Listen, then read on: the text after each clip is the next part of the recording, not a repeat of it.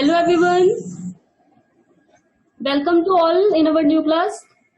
हम लोग हिस्ट्री का चैप्टर पढ़ रहे हैं, फर्स्ट चैप्टर, जिसमें हम क्या पढ़ रहे थे कि हमारी जो हिस्ट्री है, हमारी मेडिवल हिस्ट्री, जिसके बारे में हम 7th क्लास में पढ़ रहे हैं।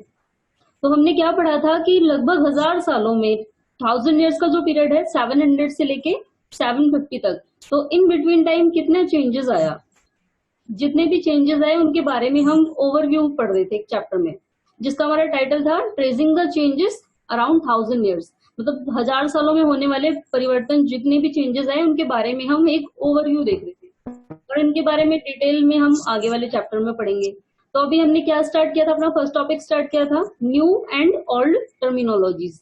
तो हम क्या पढ़ रहे थे कि जो कुछ शब्द हैं जो पहले के टाइम पे कुछ किसी और वे में यूज किए जाते थे, अब के टाइम में किसी और वे में यूज किए जाने लगे, उनकी जो मीनिंग है वो पहले कुछ और थी, अब कुछ और हो गई है। अब हमें आज क्या करना है, आज अपना न्यू टॉपिक स्टार्ट करना है हमें अपना, ठीक है। हमारा जो आज का टॉपिक है उसमें हम क्या पढ़ेंगे, जो हिस्टोरियन है वो सोर्सेस कैसे कलेक्ट करते हैं, उन्होंने जो हिस्ट्री लिखी है क्या क्या सोर्सेज इस्तेमाल किए जिसके थ्रू उन्होंने हिस्ट्री लिखी, ठीक है। तो हम क्या पढ़ेंगे आज, हिस्टोरियन एंड देयर सोर्सेज। जो हमारे इतिहासकार हैं वो कहाँ कहाँ से सोर्सेज लेते हैं हिस्ट्री लिखने के लिए, ठीक है। तो इससे पहले जो हमने पढ़ा है उसके रिगार्डिंग किसी को कोई कुछ पूछना हो तो अपना हैंड शो कर सकता है, किसी को कोई डाउट हो, कोई प्रॉब्लम हो। नहीं, चलिए फिर हम आगे मूव करते हैं, अपना न्यू टॉपिक स्टार्ट करते हैं। यस अभिषेक, बेटा आवाज नहीं आ रही आपकी।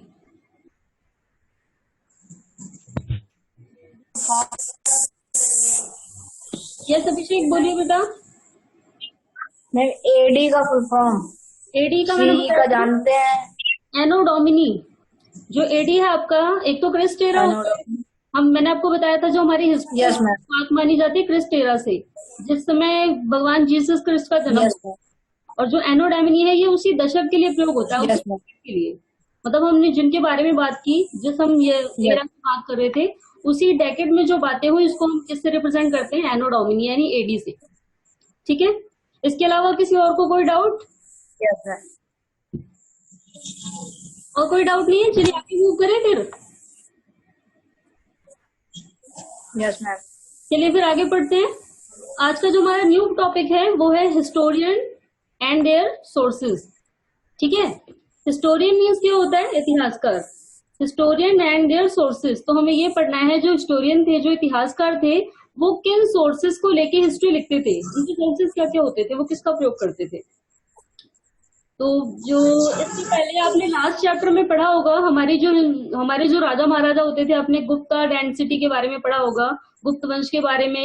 इसके अलावा आपने चंद्रगुप्त के बारे में पढ़ा था। तो ये जो राजा है ना, ये क्या करते थे, जितने भी देश, जितने प्रदेश लोग जीतते थे तो क्या करते थे, उनको ना इंस्क्रिप्शन करवाते थे, उनको शिलाओं पे लिखवाते थे या पिलर बनवाते थे। अशोका वाला चैप्टर आपने पढ़ा होगा, तो अशोका पिलर के बारे में सुना होगा। तो ये लोग क्या करते थे, पिलर में क्या करते थे, जितने इन्होंने राज्य जीत लिए, जितने एरिया जीत लिए, उसको क्या करते थे, लिखवा देते थे। अब जो हमारे हिस्टोरियन है वो उनकी स्टडी करते हैं, उन्हें पता लगता है, तो वो उसी के थ्रू हिस्ट्री लिख देते हैं कि जिस टाइम ये राजा था उसके एरिया में इतने इतने अधिकार थे, ठीक है। तो ये तो मैंने आपको एक एग्जांपल दिया, बाकी भी हम पढ़ेंगे कि जो हमारे हिस्टोरियन है वो किसका प्रयोग करते थे। Historian use different type of sources to learn about the past depending upon the period of their study and the nature of their investigation. तो जो हमारे हिस्टोरियन हैं ये बहुत सारे स्रोत का प्रयोग करते थे, बहुत सारे सोर्सेज को यूज करते थे। अब ये डिपेंड किस पे करता था, उनका जो सोर्स है वो किस पे डिपेंड करता था, एक तो टाइम पीरियड की, वो किस टाइम पीरियड के बारे में सर्च कर रहे हैं, ठीक है।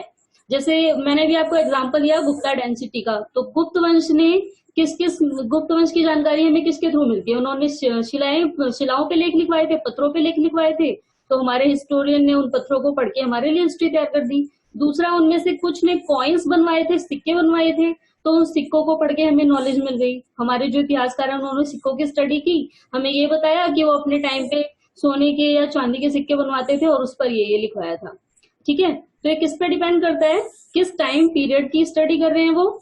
और दूसरा, जो उनकी इन्वेस्टिगेशन है उनका नेचर क्या है, कहते हैं ना, हमें वही जो हमें अच्छा लगता है हम वही करते हैं। तो ये डिपेंड करता है कि जो हिस्टोरियन था उसे किसके थ्रू स्टडी करना ज्यादा अच्छा लग रहा था। कोई हिस्टोरियन ऐसे होते हैं जिसे किसी की पुरानी स्टोरी पढ़ने में ज्यादा मजा आता है, तो वो मेनली क्या करते हैं, वो जितने भी पुरानी किताबें हैं, पुरानी बुक्स हैं, उन्हीं की स्टडी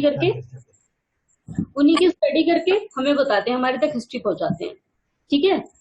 तो जो हिस्टोरियन है ये उन्होंने जो हिस्ट्री लिखी वो किस पे डिपेंड करती है, टाइम पीरियड पे, और साथ ही उनका इंटरेस्ट इन उनकी जो इन्वेस्टिगेशन है वो इन्वेस्टिगेशन किस टाइप की थी, इन्वेस्टिगेशन की प्रकृति। ठीक है, दिया है ना आपको, नेचर ऑफ देयर इन्वेस्टिगेशन, यानी उनकी जो खोज है उसकी प्रकृति क्या थी।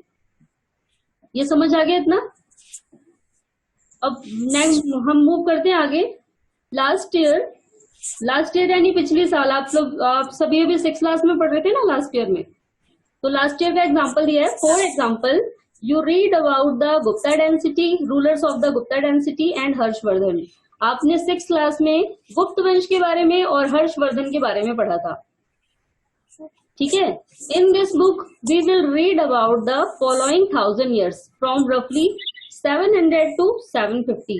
तो हमने पिछली बुक में गुप्त वंश के बारे में पढ़ा था और हर्षवर्धन के बारे में पढ़ा था, अशोक के बारे में भी पढ़ा था, जो कि इसमें नहीं दिया हुआ है। तो अब जो हमारी ये वाली बुक है 7th क्लास की, इसमें जो हमारी हिस्ट्री है ना, इसमें हम 700 से लेके 750 तक के बीच में जो भी कुछ हुआ हम उसके बारे में पढ़ेंगे। कितने राजा आए, कितने चेंजेस आए, किस टाइप से हमारा माहौल बदला, हमारे भारत में कौन कौन से चेंजेस आए, किसका अधिकार था, ये सारा हम अपनी इसी हिस्ट्री की बुक में पढ़ेंगे। You will notice some continuity in the sources used by historians for the study of this period। अब आप क्या देखेंगे ना कि कुछ चीजें जो हिस्टोरियन यूज करते थे वो पुराने जमाने की तरह चली आ रही हैं। जैसे अगर हम अभी बात करें, आपने लास्ट क्लास में पढ़ा था कि जो आदि मानव थे उन्होंने खेती करना शुरू किया, तो हम उसे आज भी फॉलो करते आ रहे हैं, खेती कर रहे हैं, बट उसमें टेक्निक न्यू आ गई है। तो कुछ चीजें ऐसी हैं, इतिहासकार जो स्टडी करते हैं ना, कुछ चीजें तो पुरानी वाली हैं जिनकी स्टडी करते हैं। जैसे मैंने अभी आपको एग्जांपल दिया, तो पहले के कॉइन्स की, इंस्क्रिप्शन की, इन सब की स्टडी करते थे। तो आज भी इन चीजों की स्टडी करी जाती है, की जाती है, लेकिन कुछ चीजें बदल गई। हम आज की बात नहीं कर रहे, हम बात कर रहे हैं मेडिवल पीरियड की। तो एनिसेंट हिस्ट्री में जिन चीजों के थ्रू हमारी हिस्ट्री लिखी गई थी, जिनको सोर्स मान के हिस्ट्री लिखी गई थी, हमारी मेडिवल हिस्ट्री में भी कहीं ना कहीं उन्हीं चीजों का प्रयोग लगातार चला आ रहा था। लेकिन कुछ चीजें थी जो बदल गई। अब क्या नई चीजें आई जिनसे हिस्टोरियन ने अब उसको न्यूली अपनाया स्टडी करने के लिए। पहले के जमाने में तो वो पत्थरों पे लिखे हुए, पिलर पे लिखी हुई चीजों से, और दूसरा हमने क्या पढ़ा था, जितने कॉइन्स पाए जाते थे उनके थ्रू हिस्ट्री लिखते थे। अब इस जो मेडिवल पीरियड है इसमें क्या नई चीज आई, अब देखते हैं हम आगे। They still rely on coins, inscriptions, architecture and textual records। तो जो हमारे हिस्टोरियन है ना, ये किन किन के थ्रू स्टडी करते हैं, दे स्टिल रिलाई, वो निर्भर थे, किस किस पे निर्भर थे, कॉइन्स पे यानी सिक्कों पे, इंस्क्रिप्शन यानी लेख, मैंने आपको बताया, चाहे ये पत्थरों पे लिखवाए हो, चाहे दीवारों पे लिखवाए हो, कहीं भी लिखवाए गए रहते हैं, इनको क्या कहा जाता है, इंस्क्रिप्शन। नेक्स्ट है आर्किटेक्चर। आर्किटेक्चर क्या होता है, भवन निर्माण कला।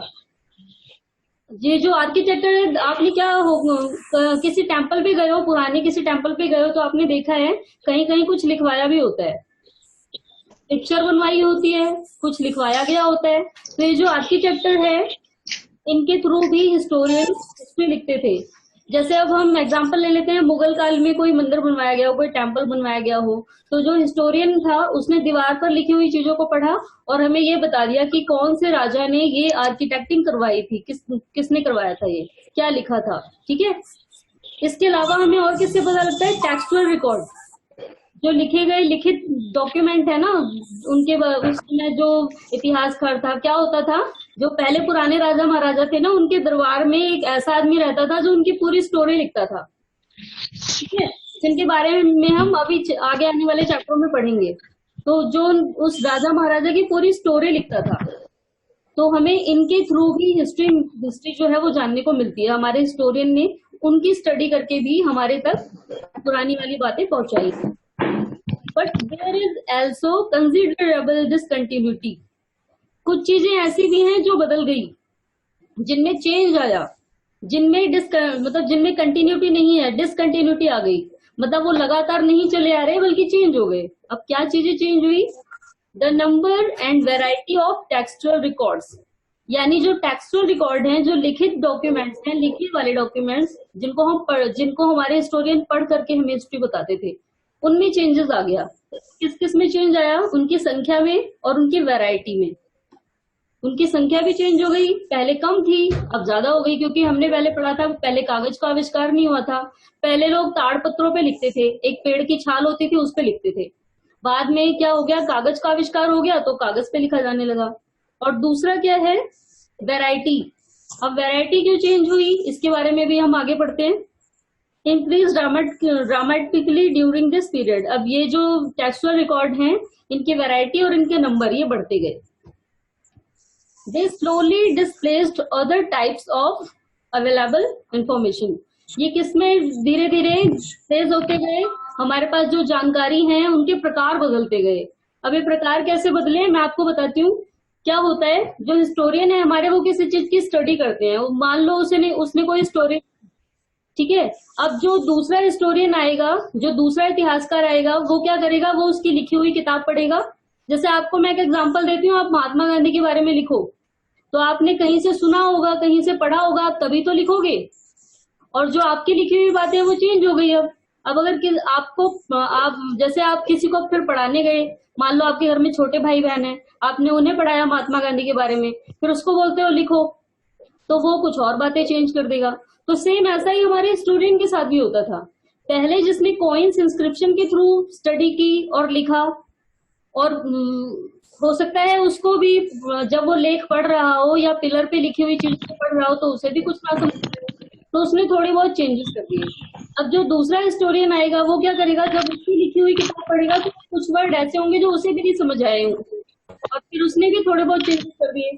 तो अब जो हमारे पास वही है ना, तो हमारे पास बिल्कुल ये मतलब ये बहुत ऐसा होता गया कि किसी ने लिखा, फिर उसकी लिखी हुई को किसी और ने कॉपी किया, फिर उसके लिखे गई को किसी और ने कॉपी किया। तो हमारे पास जो हिस्ट्री आई है ये काफी सारे हिस्टोरियन के द्वारा लिखी हुई हिस्ट्री आ रही है, ठीक है।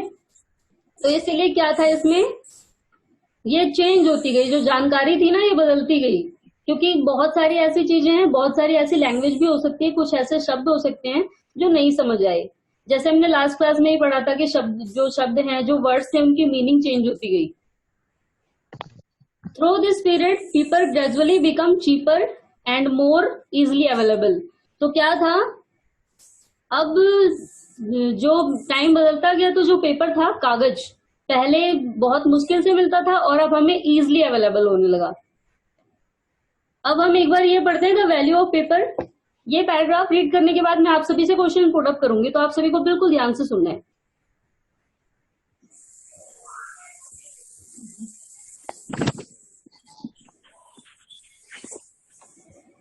The value of paper, compare the following. हमें ना दो बातें दी हुई है कागज को लेके, हमें इन दोनों को कंपेयर करना है। In the middle of 13th century, यानी जिस समय 13वीं शताब्दी चल रही थी, 13th सेंचुरी, अ स्कॉलर। अब स्कॉलर कौन होता है? जो किसी की लिखी हुई हिस्ट्री को दोबारा से लिखता है। इसे भी हम इतिहासकार ही बोलेंगे, लेकिन इसने क्या किया है ना, किसी और की लिखी हुई हिस्ट्री को दोबारा कॉपी किया है, ठीक है। तो 13th सेंचुरी में एक स्कॉलर था, इतिहासकार, wanted to copy a book. उसे जरूरत थी कि वो एक बुक को दोबारा लिखे, क्योंकि उसे पुरानी वाली हो सकता है, जैसे आप रख देते हैं ना पुरानी नोटबुक्स वगैरह, कभी पानी गिर जाता है तो आपको लिखे हुए स्पष्ट लिखी हुई चीजें नहीं दिखती इजली। तो इसने भी किसी वजह से सोचा होगा कि मैं ये बुक दोबारा लिखूं, but he did not have enough paper. अब उसने सोचा कि मैं ये वाली किताब दोबारा लिखूं, या हो सकता है उसने किसी की बुक ली हो, वो सोच रहा हो कि मैं इसे अपने शब्दों में लिखूं। लेकिन प्रॉब्लम क्या आई, उसके पास कागज, क्योंकि पहले के टाइम पे तो कागज इजीली अवेलेबल था ही नहीं। तो उसने क्या किया लिखने के लिए, he was the writing of a manuscript, he did not want right the paper and use it.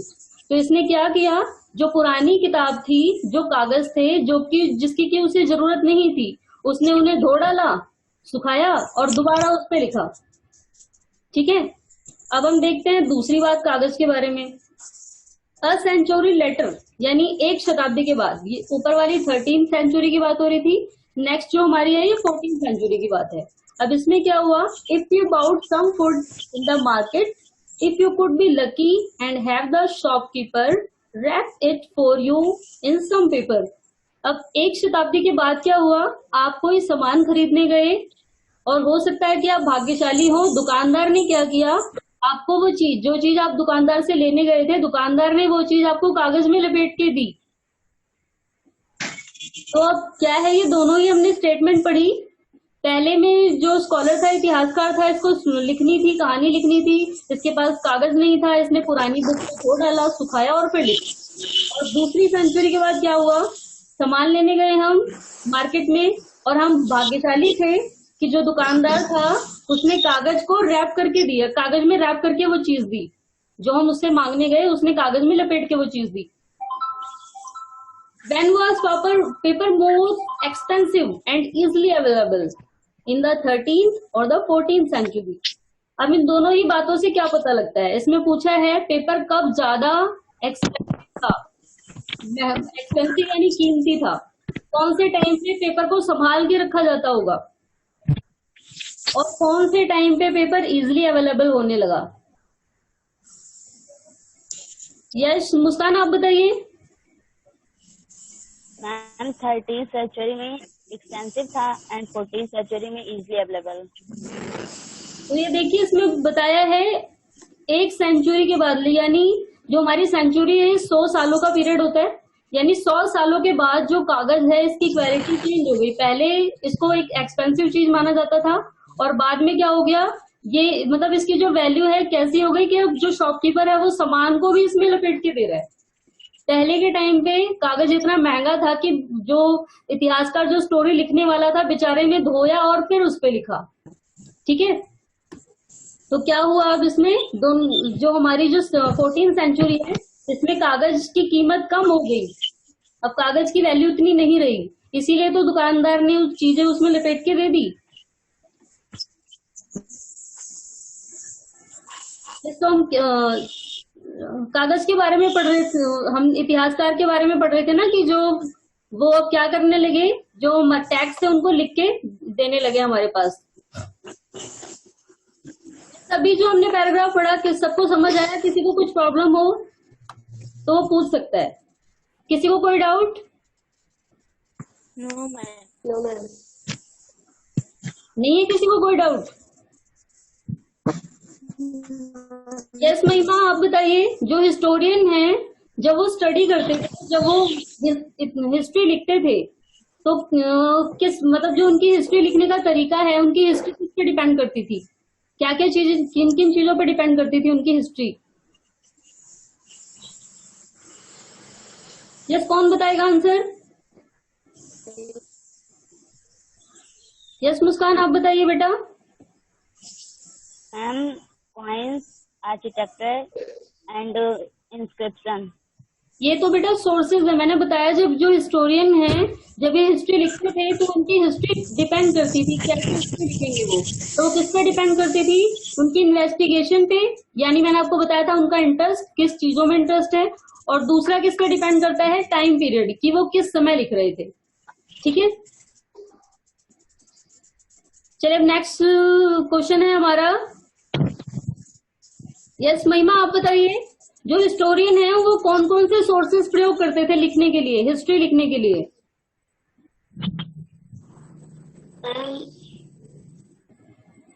Yes बेटा बताइए। Coins, yes inscription and architect.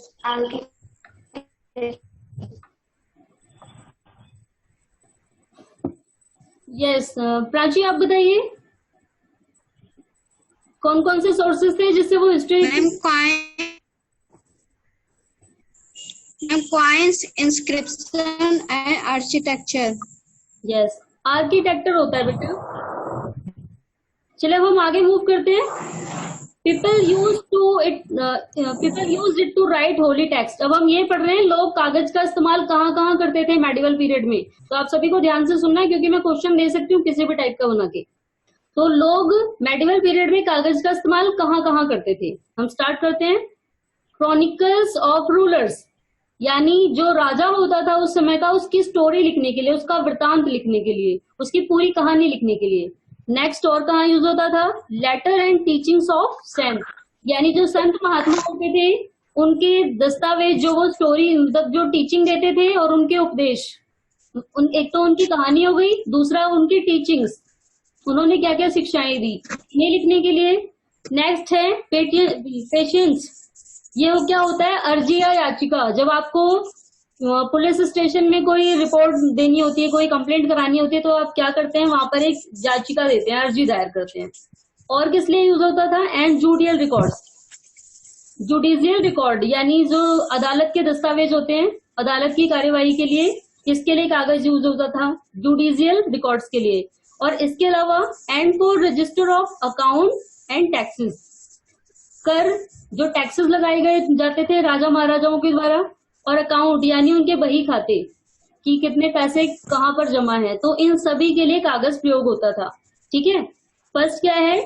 Chronicles of rulers, next है teaching of letter and teaching of son, अगला है petition and next है judicial record and last है हमारा account and taxes. समझ आ गया सभी को? अब आगे मूव करते हैं। नेक्स्ट वर्ड आया है मनुस्क्रिप्ट। तो मनुस्क्रिप्ट क्या है? जो मनुस्क्रिप्ट है बेटा, आप सभी ने पढ़ा कि जो हमारी हिस्ट्री है ना, पहले के टाइम पे प्रिंटिंग प्रेस नहीं होती थी। आज आपको कोई भी चीज, अगर आपको किसी की फोटोकॉपी चाहिए तो आप बैठकर लिखेंगे नहीं, क्या करेंगे? जाएंगे दुकान पे, मार्केट में जाएंगे, बोलेंगे इसको फोटोकॉपी करके दे दो। लेकिन पुराने जो हमारे हिस्टोरियन थे ना, बेचारे अनलकी थे, उनके पास ये अपॉर्चुनिटी नहीं थी, ये सुविधा नहीं थी। उन्हें अगर कोई चीज चाहिए होती थी तो वो क्या करते थे? बेचारे बैठ के लिखना शुरू करते थे। ठीक है, तो हाथों से जो लिखते थे उसे हम क्या बोलते थे? मनुस्क्रिप्ट। ठीक है, क्या बोलते थे? मनुस्क्रिप्ट। तो वो मैनुअली हाथ से लिख करके उतारते थे, किसी चीज की कॉपी करते थे। अब ये मनुस्क्रिप्ट कौन कौन कलेक्ट करता था, कौन कौन इकट्ठा करके रखता था? वेल्दी पीपल, जो धनी लोग थे उस समय के, रूलर्स, जो शासक थे, राजा महाराजा थे, मोनेस्ट्रीज, मोनेस्ट्रीज आपने बौद्ध धर्म के बारे में पढ़ा था लास्ट क्लास में। तो जो बौद्ध धर्म के जो अनुयायी थे, जो उसके शिष्य थे, वो कहाँ रहते थे? उनका जो टेम्पल है वो किस नाम से जाना जाता है? यस, कौन बताएगा? किसी को पता है जो हमारे बौद्ध हैं वो जिस टेम्पल में रहते हैं, जिस जगह में रहते हैं, उसे क्या बोलते हैं? नहीं याद? मठ। मोनेस्ट्री।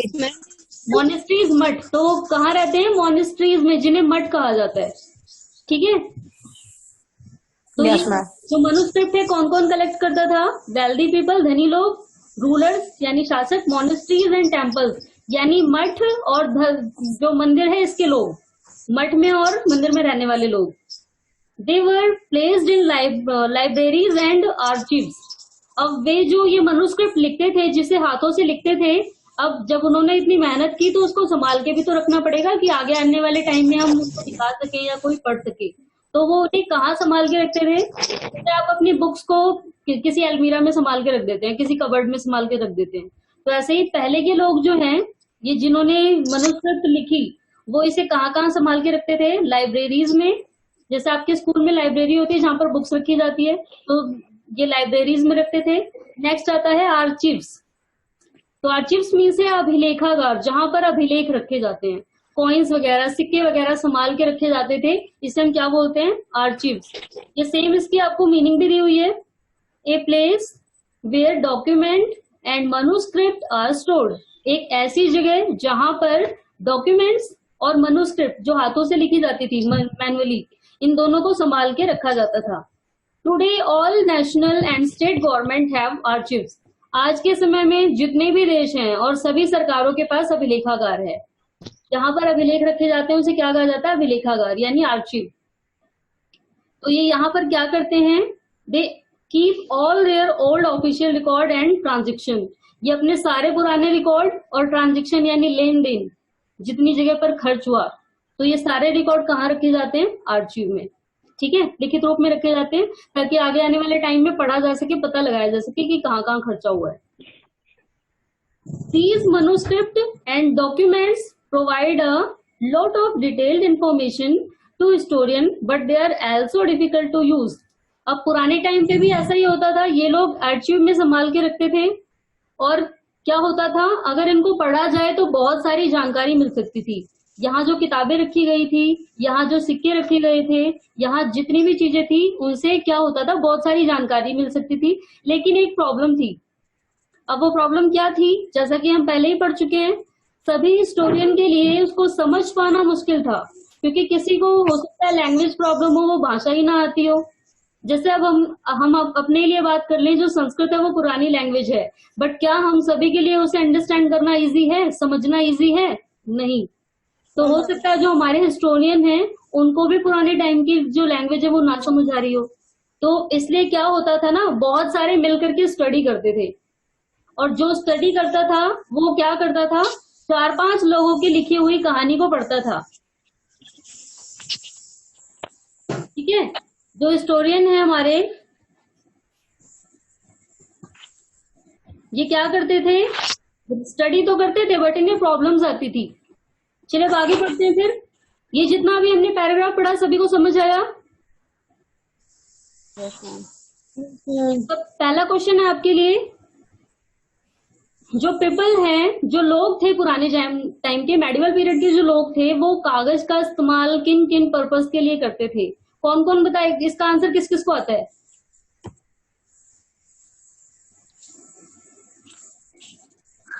यस यस प्रशांत, आप बताइए।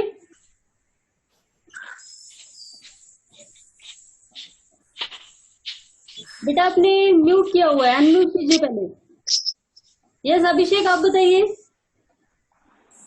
Ma'am, people used to write holy texts, chronicle of ruler Yes. and letter and for account and usual work. Yes, ma'am. चलिए अब जो हमारा नेक्स्ट क्वेश्चन है, जो मनुस्क्रिप्ट है, जो हाथों से लिखी गई लिपि थी, जिसे हस्तलिपि भी कहा जाता है, ये किन किन के द्वारा कलेक्ट की जाती थी? इसका आंसर किस किस को आता है?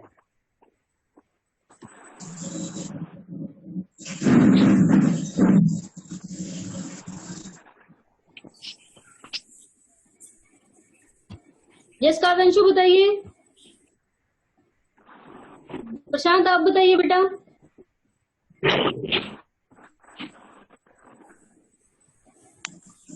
यस अभिषेक आप बताइए। Ma'am, manuscript was collected by the rulers, monasteries and temples person and wealthy peoples, etc. जो मनुस्क्रिप्ट है इसको कौन कौन कलेक्ट करता था? Wealthy people, rulers, monasteries and temples, ये सभी लोग क्या करते थे, इसे कलेक्ट करके इकट्ठा करके रखते थे। चलिए अब आगे बढ़ते हैं। Yes, ma'am. There was no printing press in those days, so scribes copied manuscript by hand. अब जैसा कि मैंने आपको बताया, आज के समय की तरह प्रिंटिंग प्रेस नहीं थी पहले के टाइम पे। आज हमें कोई भी चीज चाहिए होती है, हम दुकान पे भाग लेते हैं, चलो फोटोस्टेट करा के ले आए। लेकिन पहले के टाइम पे ऐसा नहीं था। तो पहले के टाइम पे क्या करते थे लोग, अगर उन्हें किसी और को दिखाना होता था कि इसमें क्या लिखा है, तो वो लोग क्या करते थे, इन those days scribes copied manuscript by hand.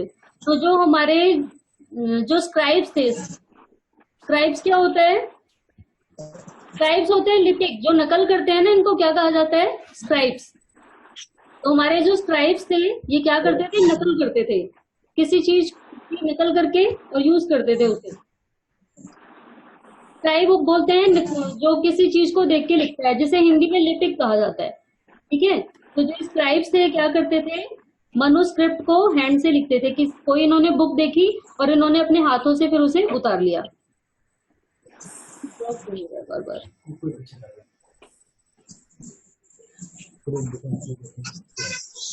आप लोग अपनी स्क्रीन को मत टच करिए, यहाँ पर ये मुझे बार बार इरेज करना पड़ रहा है, ये कोई अपनी स्क्रीन पे कर रहा है ये, तो मुझे प्रॉब्लम आ रही है बीच में।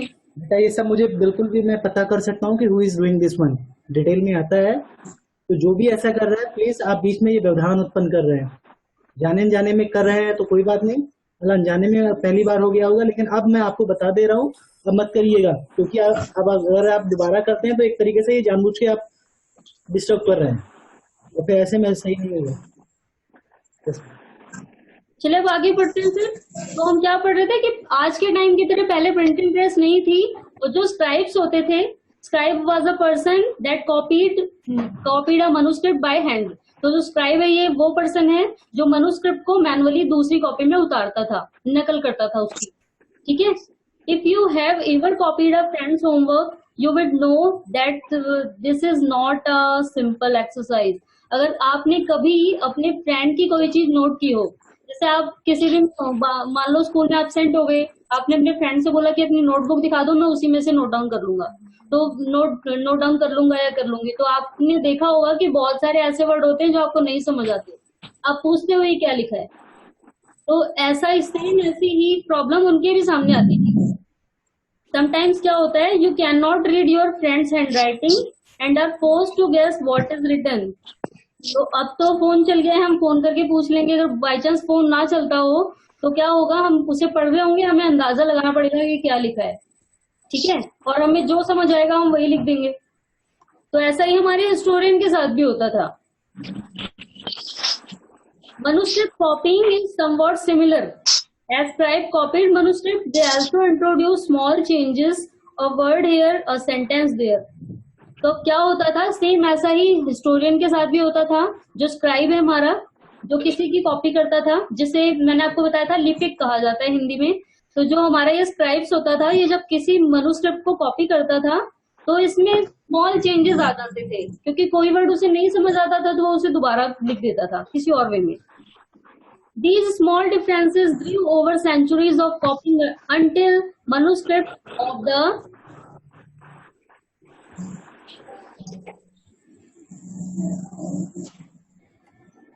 same text become substantially different from one another. अब क्या हुआ, इन्हीं चेंजेस का रिजल्ट है, जो नकल कर रहा हो, जो लिख रहा है, किसी चीज की कॉपी कर रहा है, उसको नहीं समझ आया, उसने वो चीज अपनी तरफ से अंदाजा लगा के एडिट कर दी। अब जो दूसरा उसकी कॉपी करेगा, उसको पढ़ेगा, वो क्या करेगा, उसे भी कोई वर्ड नहीं समझ आएगा, वो वहां से दूसरे चेंजेस कर देगा। तो इसलिए क्या हुआ है, जो टेक्स्ट है ना, सारे ही सबस्टेंटली यानी कुछ ना कुछ थोड़ी बहुत मात्रा में एक दूसरे से डिफरेंट है, कुछ ना कुछ जरूर डिफरेंट आया है सारे टेक्स्ट में। This is a serious problem, ये बहुत ही भयानक समस्या है, because they rarely found the original manuscript of the author today. तो अब इतिहासकार है जो हमारे पास जो हिस्ट्री पहुंचा रहा है, उसके लिए ये पता लगाना कि कौन सी बात सच है मुश्किल हो जाता है, क्योंकि उसे ये नहीं पता, जो चेंजेस होते हैं उसके लिए ये नहीं पता होता फिर असली बात क्या हुई थी।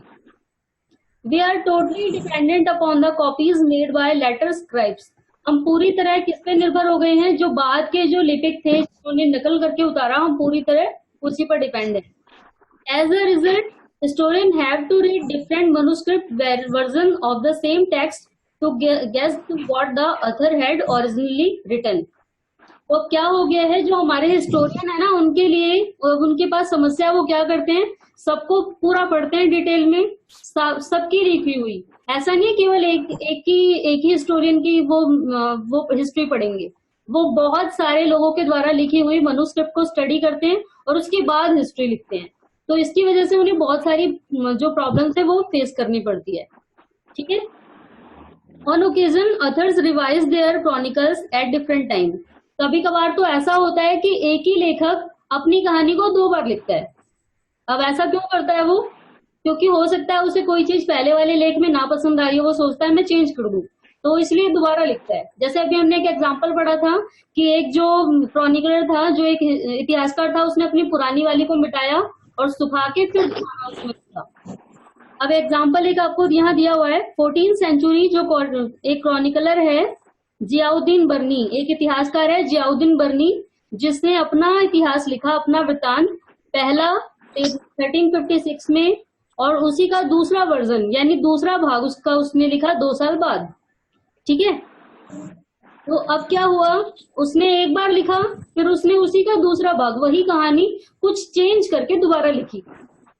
अब उसने ये इसलिए लिखी होगी क्योंकि पहले में उसे कुछ नहीं दिख रही होगी, और दोनों जो हैं, दोनों कहानियां इसके द्वारा लिखी गई, एक ही कहानी में बहुत अंतर है। उसने एक ही राजा की कहानी लिखी, दोनों में बहुत डिफरेंट है। अब जो हमारे इतिहासकार थे ना, जिन्होंने पढ़ा, उन्होंने उसकी दूसरी वाली कहानी को पढ़ा, क्योंकि उन्हें पहले दूसरी वाली कहानी मिली थी, पहली वाली को वो पता नहीं लगा पाए।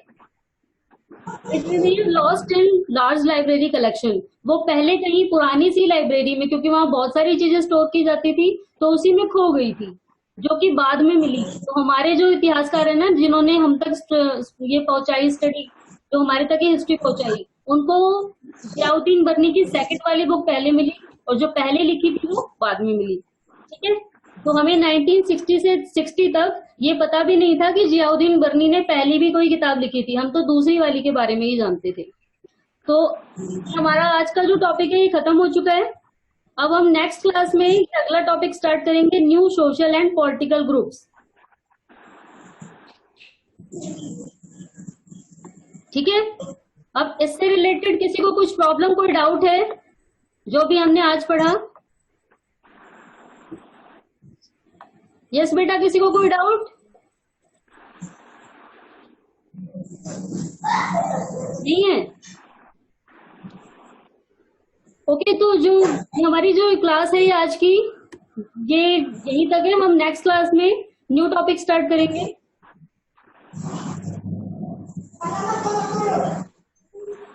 और आप लोगों को क्या करना है, जितना आपने पढ़ा है ना आज, ये रिवाइज करना है।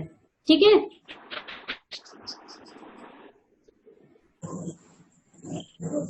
चलिए अब मैं आपसे एक क्वेश्चन और पूछती हूँ। जो इतिहासकार थे उनके सामने क्या समस्याएं आती थी? कौन कौन बताएगा इसका आंसर? यस, हैंड शो करिए। यस प्रशांत, बताइए बेटा। मैम राइटिंग की, ma'am language. Yes, good. Yes बेटा, वेरी गुड। तो हमारा जो आज का टॉपिक था ना, ये खत्म हो चुका है। वो हम मिलेंगे नेक्स्ट क्लास में, ठीक है, नए न्यू टॉपिक के साथ। Okay, good bye everyone. Good bye ma'am, good bye.